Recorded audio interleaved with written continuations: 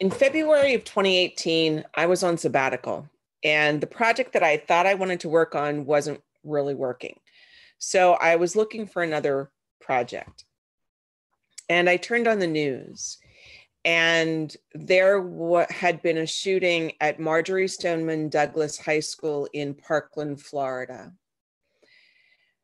In the shooting, 14 students were killed and 3 faculty members.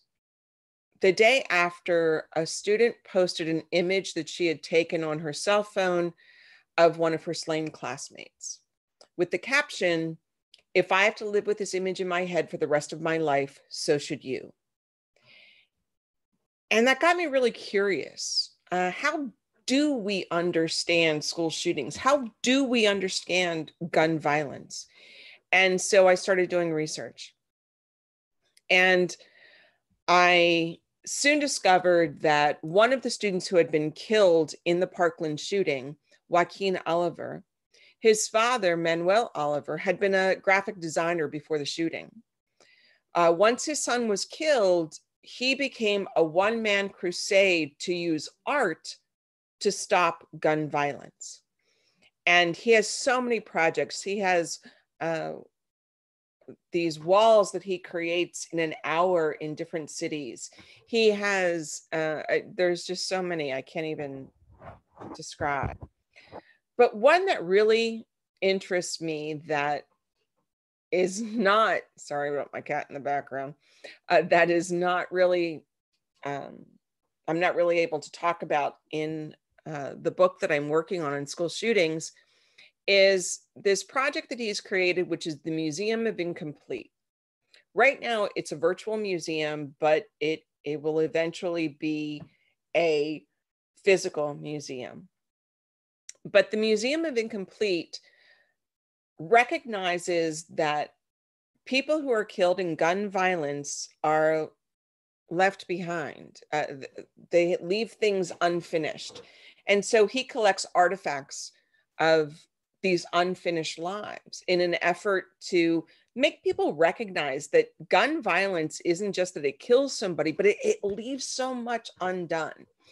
And so I'm examining these artifacts, and I argue that they are Synecdoche, which is a part for the whole. We think of lend us a hand. You don't want just the hand, you want the whole body.